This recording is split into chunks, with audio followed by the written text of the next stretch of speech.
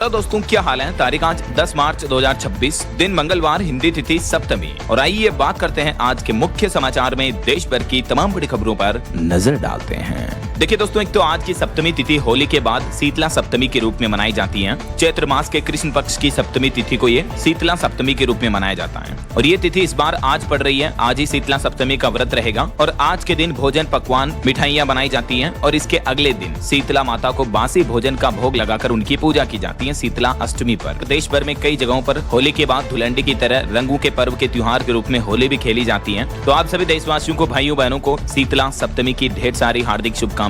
शीतला माता का आशीर्वाद हम सबके जीवन पर हमेशा बना रहे। इन्हीं शुभ मंगल कामनाओं के साथ चलिए आगे बढ़ते हैं अपन खबरों में। सबसे पहले देख लेते हैं आज के कुछ बड़े इवेंट। देखिए, इंडिया यूएस डील पर बड़ी खबर आ रही है कि दोनों देश शुरू करेंगे ट्रेड फैसिलिटेशन पोर्टल और आज 10 मार्च से ही इस पोर्टल पर रजिस्ट्रेशन शुरू होने जा रहे हैं। ट्रेड को बढ़ावा देने के लिए दोनों देश ये नया पोर्टल शुरू करने जा रहे हैं। और वहीं राजस्थान में प्राइवेट स्कूलों में आरटीए एडमिशन के लिए लास्ट डेट आज 10 मार्च को ही है। और बिहार में मुख्यमंत्री पद छोड़ने से पहले एक्टिव हुए नीतीश कुमार आज 10 मार्च से सीमांचल कोसी में समृद्धि प्रगति यात्रा का आयोजन करेंगे। ये यात्रा निकालेंगे राज्यसभा जाने से पहले। और वहीं हरियाणा में यमुनानगर समेत कई जिलों में आज 10 मार्च को ट्रैक्टर मार्च निकालेगी भारतीय किसान यूनियन। भारत अमेरिका कृषि ट्रेड डील के खिलाफ विरोध प्रदर्शन करेंगे किसान भाई लोग। और उत्तर प्रदेश में राज्य कर्मियों को संपत्ति का ब्यौरा देने के लिए 10 मार्च तक का समय दिया गया है। इसके बाद वेतन जारी होगा। सभी राज्य सरकार के कर्मचारियों को अपनी प्रॉपर्टी संपत्ति का ब्यौरा मानव संपदा पोर्टल पर अपडेट करना होगा। वहीं राजस्थान में गेहूं खरीद की तारीख तय हुई। 10 मार्च से 30 जून तक एमएसपी पर खरीद होगी। 1 फरवरी से ऑलरेडी इसके रजिस्ट्रेशन शुरू हो चुके हैं। और देखिए बड़ी खबर, उत्तर प्रदेश में बिजली कर्मचारी भी आज 10 मार्च को विरोध प्रदर्शन करेंगे। इलेक्ट्रिसिटी अमेंडमेंट एक्ट 2025 का विरोध करेंगे। हड़ताल की भी चेतावनी दी। और खबर तो ये भी है कि उत्तर प्रदेश से ये शुरू हुआ बिजली का विरोध देशव्यापी आंदोलन का रूप ले सकता है, क्योंकि 10 मार्च को संसद में आज ये बिल पेश होने की संभावना है। और इससे पहले उत्तर प्रदेश में बिजली कर्मी विरोध प्रदर्शन की चेतावनी भी दी है। तो ये तो आज के कुछ बड़े इवेंट रहेंगे। और चलिए आगे बढ़ते हैं अपन खबरों में। देखिए आप अगली बड़ी खबर, ईरान ने बड़ी चेतावनी दी। कहा कि अगर युद्ध बढ़ा तो $200 प्रति बैरल तक जा सकता है कच्चा तेल। जब से ईरान, इजराइल, अमेरिका के बीच युद्ध शुरू हुआ उसके बाद से ही आपको पता होगा क्रूड ऑयल की कीमतों में लगातार बढ़ोतरी देखने को मिल रही है। और अभी पश्चिम एशिया की जंग की वजह से कच्चे तेल की कीमतें $100 प्रति बैरल के पार तो पहले ही पहुंच चुकी हैं और ये डबल हो सकती हैं, $200 प्रति बैरल तक भी जा सकती हैं अगर ये युद्ध थमा नहीं तो। ईरान जंग की वजह से क्रूड ऑयल 2022 के बाद अब तक सबसे महंगे स्तर पर पहुंच गया है। 100 से $115 प्रति बैरल के तो पार पहुंच गया और एक्सपर्ट्स का भी ये मानना है कि $150 तक इसकी कीमतें आसानी से पहुंच सकती हैं। और इस क्रूड ऑयल में बढ़ोतरी के चलते दुनिया भर के कई देशों में पेट्रोल डीजल का संकट देखने को मिल सकता है। वैसे तो आपको पता होगा हमारे देश में, भारत में तो सरकार का कहना है कि पेट्रोल डीजल का, एलपीजी का पर्याप्त स्टॉक मौजूद है, लेकिन सरकार के बयानों के उलट कई ऐसी खबरें देखने को मिली जिनसे पता चलता है कि हमारे देश में भी पेट्रोल डीजल की किल्लत शुरू हो चुकी है। देखिए पंजाब के जालंधर में कई पेट्रोल पंपों पर पेट्रोल खत्म हो गया, लोग परेशान हुए। उत्तर प्रदेश में भी ग्रेटर नोएडा, गाजियाबाद में कई पेट्रोल पंपों पर तेल खत्म हो चुका है। युद्ध का असर दिखने लगा। पेट्रोल पंप संचालक कह रहे हैं कि ऑयल खत्म हो गया, असुविधा के लिए खेद है। यूपी शामली में भी चौसाना क्षेत्र में पेट्रोल डीजल की किल्लत देखने को मिली। और उत्तर प्रदेश में कई जगहों पर तो युद्ध की अफवाह के चलते पेट्रोल पंपों पर भीड़ भी देखने को मिल रही है। लोगों को लग रहा कि पेट्रोल डीजल खत्म हो जाएगा, ईंधन खत्म हो जाएगा, तो इससे पहले ही अपनी टंकियां फुल करवा रहे हैं लोग बाग। और एलपीजी गैस सिलेंडर को लेकर भी कई जगहों पर नए आदेश देखने को मिले। देखिए आप, एलपीजी कमर्शियल सिलेंडर की सप्लाई बंद करने के आदेश जारी हुए। पंजाब, फरीदकोट में भी गैस एजेंसियों को मैसेज आया। घरेलू गैस सिलेंडर भी केवल ऑनलाइन बुकिंग पर ही मिलेगा। राजस्थान में भी कमर्शियल गैस सिलेंडर की सप्लाई पर रोक लगाने का आदेश जारी हो चुका है। तेल कंपनियों ने एजेंसियों को भेजा मैसेज। तो इसका असर होटल, रेस्टोरेंट समेत औद्योगिक इकाइयों पर भी पड़ेगा, क्योंकि कमर्शियल गैस सिलेंडर बुक नहीं हो पाएगा। तो देखिए कर्नाटक के बेंगलुरु में भी आज से बंद रहेंगे 3000 से ज्यादा होटल, क्योंकि कमर्शियल एलपीजी गैस की सप्लाई ठप होने की वजह से होटल, रेस्टोरेंट में खाना बनाने के लिए गैस ही नहीं बची है। इस बीच केंद्र सरकार ने एलपीजी गैस सिलेंडर की बुकिंग का नियम भी बदल दिया है। ब्लैक मार्केटिंग पर लगाम लगाने के लिए सरकार ने गैस एजेंसियों को नए निर्देश दिए। अब गैस सिलेंडर की बुकिंग की अवधि को 21 दिन से बढ़ाकर 25 दिन कर दिया है। यानी एक गैस सिलेंडर आपने डिलीवरी ले ली, उसके 25 दिन बाद ही आपको दूसरा सिलेंडर बुक करने का ऑप्शन मिलेगा। सरकार ने 4 दिन समय सीमा बढ़ा दी है। ईरान जंग के बीच जमाखोरी, कालाबाजारी रोकने के लिए केंद्र सरकार ने देश भर में एलपीजी गैस सिलेंडर कंपनियों को यह आदेश दे दिया है और कंपनियां भी ग्राहकों को ये नोटिस देना शुरू हो चुकी हैं।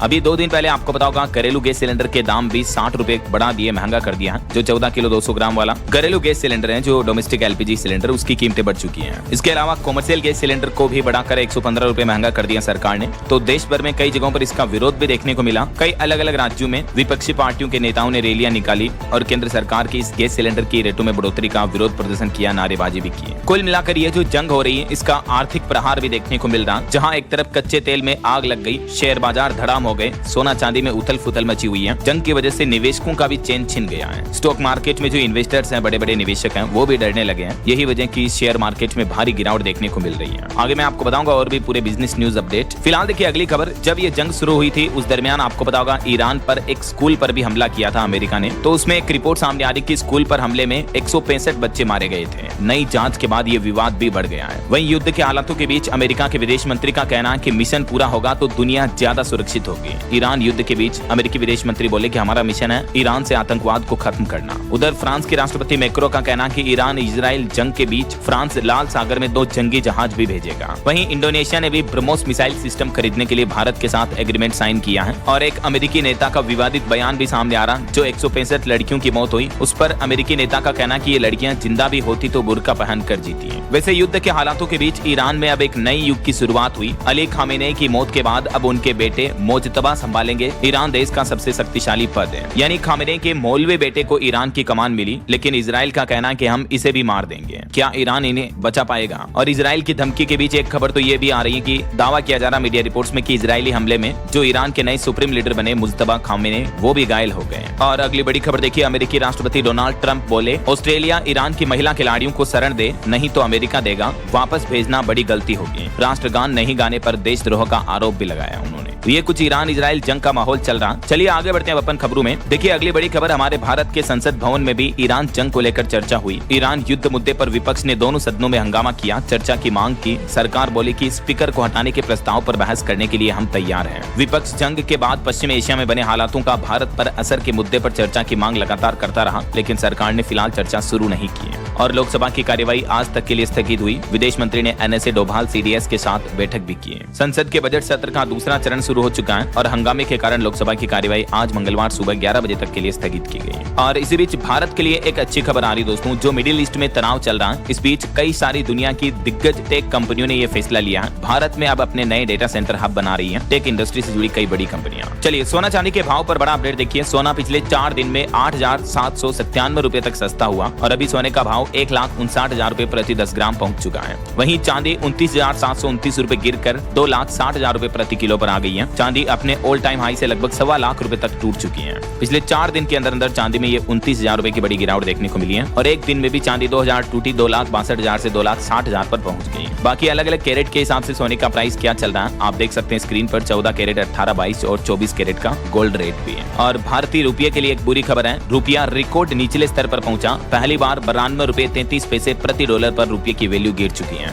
मिडिल ईस्ट युद्ध और कच्चा तेल महंगा होने की वजह से डॉलर मजबूत हो रहा और यही वजह की रुपये में गिरावट देखने को मिल रही है। तो ये रुपये में कमी की वजह से विदेशी सामान भी महंगे होंगे। और प्रधानमंत्री नरेंद्र मोदी का कहना है कि भारत इनोवेशन वाली इकोनॉमी की ओर बढ़ रहा है। AI ऑटोमेशन पर हम फोकस कर रहे हैं, बेटियों को नए मौके से पीछे नहीं रहने देंगे। प्रधानमंत्री नरेंद्र मोदी ने वीडियो कॉन्फ्रेंसिंग के जरिए पोस्ट बजट वेबिनार को संबोधित किया और इसमें उन्होंने भारत की इकोनॉमी और AI इंफ्रास्ट्रक्चर पर बातचीत की। और डिफेंस सेक्टर पर भारत के लिए एक बड़ी रिपोर्ट सामने आ रही है कि भारत बना दुनिया का दूसरा सबसे बड़ा हथियार आयातक। यूक्रेन दुनिया में शीर्ष नंबर पर है, चीन टॉप 10 से भी बाहर रहा। साल 2021 से लेकर 2025 के बीच के डेटा के मुताबिक डिफेंस हथियार आयात करने के मामले में, इंपोर्ट करने के मामले में भारत दूसरे नंबर पर रहा। और रूस यूक्रेन के बीच जो जंग चल रही है तो यूक्रेन पहले नंबर पर रहा। भारत के भी ज्यादातर हथियार अभी रूस से ही आते हैं। हालांकि अभी हमारा देश धीरे धीरे पश्चिमी देशों से भी खरीद बढ़ा रहा है। भले ही भारत धीरे धीरे डिफेंस सेक्टर में खुद आत्मनिर्भर बन रहा है, एक्सपोर्ट कर रहा है, उसके बावजूद भी भारत ने काफी ज्यादा हथियार इंपोर्ट किए हैं पिछले कुछ सालों में। ये डेटा आप देख सकते हैं। वैसे भारत के लिए डिफेंस एक्सपोर्ट पर भी अच्छी खबर है। देखिए ब्रह्मोस मिसाइल सिस्टम खरीदेगा इंडोनेशिया। $200 मिलियन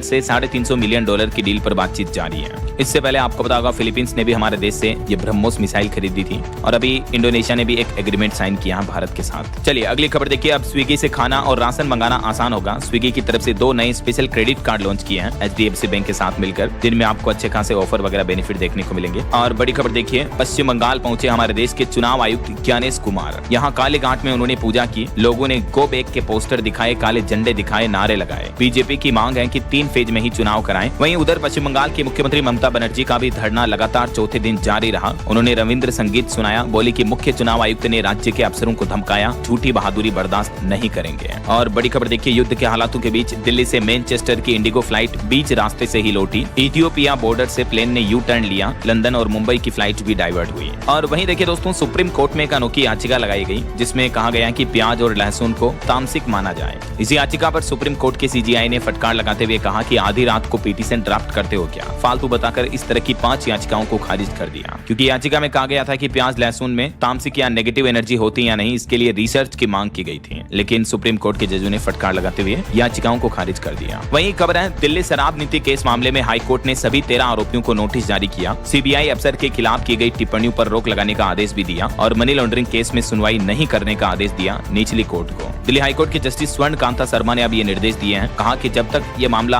हाईकोर्ट में चल रहा तब तक निचली कोर्ट आगे की सुनवाई ना करें, क्योंकि आपको पता होगा निचली ट्रायल कोर्ट ने तो 27 फरवरी को इस मामले में सभी 23 आरोपियों को बरी कर दिया था। लेकिन इसके बाद सीबीआई ने हाईकोर्ट में इस मामले को चुनौती दी, तो हाईकोर्ट अब इस मामले पर वापस सुनवाई करेगी। ये वो 13 आरोपी हैं जो दिल्ली शराब नीति केस में निचली कोर्ट से बरी कर दिए गए हैं। अब देखते हैं हाईकोर्ट इस मामले पर आगे क्या फैसला सुनाती है। और वहीं चारधाम यात्रा पर अपडेट आ रहा कि 4 दिन में ही लगभग 3.5 लाख श्रद्धालुओं ने रजिस्ट्रेशन करवा लिया अब तक। इसके साथ ही उत्तराखंड सरकार ने चारधाम यात्रा की तैयारियां भी तेज कर दी है। श्रद्धालुओं की सुरक्षा के लिए 1600 सीसीटीवी कैमरों से निगरानी की जाएगी। चप्पे चप्पे पर पुलिस की नजर भी रहेगी। 19 अप्रैल से ही चारधाम यात्रा शुरू होने जा रही है। और वहीं खबर देखिए दोस्तों, मध्य प्रदेश कूनो नेशनल पार्क में एक और मादा चीता ज्वाला ने 5 शावकों को जन्म दिया। अब भारत में कुल चीतों की संख्या बढ़कर 53 हो चुकी है। और खबर है, वर्ल्ड कप में जीत के बाद कप्तान सूर्या वर्ल्ड चैंपियन बनने के बाद हनुमान मंदिर पहुंचे। देश भर में जश्न का माहौल देखने को मिला। आतिशबाजी के साथ लोग नाचे, तिरंगा लेकर सड़कों पर भी उतरे। T20 वर्ल्ड कप में फाइनल में भारत की शानदार जीत देखने को मिली न्यूजीलैंड को हराकर। और बड़ी खबर आ रही, मनरेगा मजदूरों के लिए E-KYC और फेस ऑथेंटिकेशन अब अनिवार्य होगा। NMMS मोबाइल ऐप पर दर्ज होगी हाजिरी। मनरेगा योजना में फर्जीवाड़े पर लगाम लगाने और पारदर्शिता को बढ़ाने के लिए केंद्र सरकार ने यह नया आदेश जारी किया है। अब इस मोबाइल ऐप के माध्यम से ऑनलाइन श्रमिकों की उपस्थिति दर्ज होगी और सभी श्रमिकों की E-KYC भी कंपलसरी होगी। और AI से नौकरियों पर खतरे को लेकर एक चौंकाने वाली रिपोर्ट सामने आ रही। देखिए आप, इंजीनियर से लेकर फाइनेंशियल एनालिस्ट तक आखिर किन नौकरियों को खत्म कर सकता है AI, आर्टिफिशियल इंटेलिजेंस। इसको लेकर AI कंपनी एंथ्रोपिक की एक नई स्टडी में बताया गया है कि आने वाले समय में व्हाइट कॉलर नौकरियों के काम आर्टिफिशियल इंटेलिजेंस संभाल सकता है। यानी प्रोग्रामर से लेकर फाइनेंशियल एनालिस्ट तक कई पेशों में ऑटोमेशन बढ़ने की संभावना है। तो आखिर कौन सी नौकरियां खत्म हो सकती हैं और कौन सी नौकरियां सेफ रहेगी, इसको लेकर ये एनालिसिस चार्ट भी आप देख सकते हैं। किन किन नौकरियों पर AI से प्रभावित होने वाले काम कितने प्रतिशत तक रहेंगे। हालांकि इस स्टडी में यह भी कहा गया है कि फिलहाल ऐसा कोई साफ सबूत नहीं है कि AI की वजह से उद्योगों में रोजगार का स्तर कम हो गया है, बल्कि AI की वजह से कई नई जॉब अपॉर्चुनिटीज और बढ़ भी रही है। किन नौकरियों को खतरा सबसे कम रहेगा, तो जैसे जो रियल लाइफ से जुड़े टास्क हैं, फिजिकल टास्क जैसे cook, life guard, motorcycle bike mechanic, ground keeper, इस तरह की जो फील्ड जॉब है वो AI से रिप्लेस नहीं हो पाएगी। मैकेनिकल सर्विस वगैरह करने वाले लोग बाग हो गए। बाकी जो व्हाइट कॉलर जॉब्स हैं, यानी ऑफिस से होने वाले टास्क, कंप्यूटर से होने वाले टास्क जो हैं वो ज्यादातर ऑटोमेट हो जाएंगे। ये एंथ्रोपिक की AI रिसर्च में बताया गया है। चलिए बैंकिंग न्यूज से खबर आ रही है। HDFC बैंक ने करोड़ों ग्राहकों को बड़ी राहत दी। होम लोन की EMI कम होगी क्योंकि बैंक ने MCLR की दरें घटा दी हैं। 0.10% तक की कटौती की है और ये नई दरें 7 तारीख से लागू हो चुकी हैं। तो अब HDFC बैंक से लोन लेने वालों को थोड़ी राहत मिलेगी। वहीं देखिए बड़ी खबर, शिक्षा विभाग की सख्ती, निजी स्कूलों को अब वेबसाइट पर सार्वजनिक करनी होगी किताबों और वर्दी की सूची भी। चंडीगढ़ में शिक्षा विभाग की तरफ से नया आदेश जारी किया गया है अभिभावकों से की जाने वाली मनमानी पर रोक लगाने के लिए। ये ऑर्डर की कॉपी भी आप देख सकते हैं। चलिए खबर आ रही है, बंगाल के पुराने वोटर की अपील के मामले पर सुप्रीम कोर्ट में आज 10 तारीख को सुनवाई होगी। और वहीं खबर देखिए, उत्तर प्रदेश में अब गांव-गांव तक पहुंचेगा हाई स्पीड इंटरनेट। 1 लाख से ज्यादा युवाओं को रोजगार मिलेगा और गाँव में आएगी डिजिटल क्रांति। यूपी की योगी सरकार ये नई पहल शुरू करने जा रही है। उत्तर प्रदेश में डिजिटल क्रांति को बढ़ावा देने के लिए प्रोजेक्ट गंगा के तहत 20 लाख घरों तक ब्रॉडबैंड इंटरनेट पहुंचाया जाएगा। पूरे उत्तर प्रदेश में डिजिटल हाईवे बिछेगा। और यूपी सरकार का कहना है कि पंचायत स्तर पर 8 से 10 हजार स्थानीय युवाओं को इस सेवा के रूप में प्रशिक्षित किया जाएगा। वहीं खबर है, दुबई अबुधाबी के जैसे ही यूपी का नया नोएडा भी बसाया जाएगा, जहां 3000 उद्योग, 6 लाख आबादी और 2041 का मास्टर प्लान बनाकर तैयार किया है। उत्तर प्रदेश के गौतम बुद्ध नगर और बुलंदशहर के बीच बसने वाले इस नए नोएडा को लेकर। और ऑटो इंडस्ट्री से खबर देखिए दोस्तों, नई हुंडई वर्ना लॉन्च हो चुकी है जिसकी कीमत 10,98,000। इसमें 7 एयरबैग्स मिलेंगे। 25 बड़े बदलाव किए हैं डिजाइन और सेफ्टी में। वहीं महिंद्रा ने भी BE6 का बैटमैन एडिशन लॉन्च किया जिसकी कीमत 28.5 लाख रुपए है। ये इलेक्ट्रिक SUV कार है। और टोयोटा रूमियन का 95,000 रुपए सस्ता नया बेस वेरिएंट ई भी लॉन्च हुआ। कंपनी का कहना है कि ये भी अच्छा खासा माइलेज देगी। चलिए, आपके हेल्थ को लेकर एक चौंकाने वाली रिसर्च सामने आ रही है कि बढ़ती उम्र में दिमाग में गिरावट हो ये जरूरी नहीं है। 12 साल तक की रिसर्च में वैज्ञानिकों ने ये पता लगाया, 65 साल से ऊपर के लोगों के 11,000 बुजुर्गों को ट्रैक किया और इसमें रिसर्च में पाया गया कि 45% बुजुर्गों की सेहत में सुधार देखा गया जैसे जैसे उम्र बढ़ती है वैसे वैसे।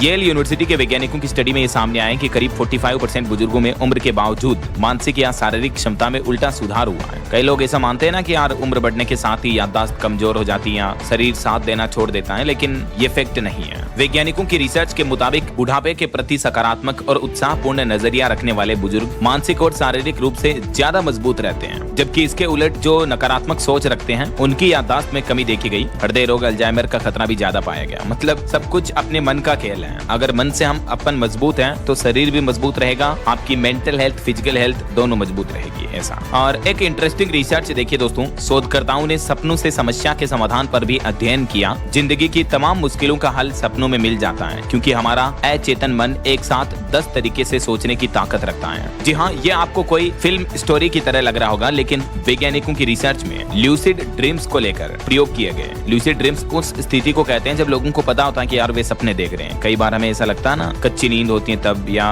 कभी कभी सोने टाइम हम सपना देखते हैं और हमें ऐसा फील होता है कि यार अभी तो ये सपना चल रहा है। तो उस स्थिति के दौरान वैज्ञानिकों ने रिसर्च किया और वैज्ञानिकों ने पाया कि ल्यूसिड ड्रीम्स की तुलना में सामान्य सपना देखने वाले लोग पहेलियां सुलझाने में ज्यादा सफल रहे हैं। मतलब ड्रीम्स के जरिए भी लिटरली कई समस्याओं का समाधान हो सकता है। ये वैज्ञानिकों ने, प्रोफेसर ने रिसर्च में पाया। ऐसा। चलिए अगली बड़ी खबर देखिए, राजस्थानियों की कम हो रही जिंदगी। फेफड़े ही नहीं बल्कि दिमाग और आंखों पर भी हमला कर रहा वायु प्रदूषण, एयर पोल्यूशन, क्योंकि जहरीली हवा से किडनी तक डैमेज होने का भी खतरा बढ़ गया है। National Clean Air Programme NCAP की ताजा रिपोर्ट में ये चौंकाने वाली जानकारी सामने आई है कि राजस्थान में बढ़ता प्रदूषण 8 करोड़ से ज्यादा प्रदेशवासियों की औसत उम्र घटा रहा है। जरा देखिए आप, रिपोर्ट्स बताती हैं कि हर नागरिक की औसत उम्र 3 साल 10 महीने 24 दिन सिर्फ जहरीली हवा के कारण कम हो रही है। और वो भी उस स्थिति में जब आपको पता होगा कि दिल्ली, नोएडा, गुरुग्राम, हरियाणा वगैरह इन इलाकों के मुकाबले तो राजस्थान में कितना कम पोल्यूशन है। उसके बावजूद इतना खतरा है, तो जरा सोचिए दिल्ली में रहने वाले लोगों का क्या ही हाल होगा। और एक बड़े हादसे की खबर आ रही है, हरियाणा गुरुग्राम में सिग्नेचर ग्लोबल सोसाइटी में मिट्टी धंसने से 7 मजदूरों की मौत हो गई, कई मजदूर घायल भी हो गए। वहीं देखिए, सरकार की तरफ से नोटिस जारी किया गया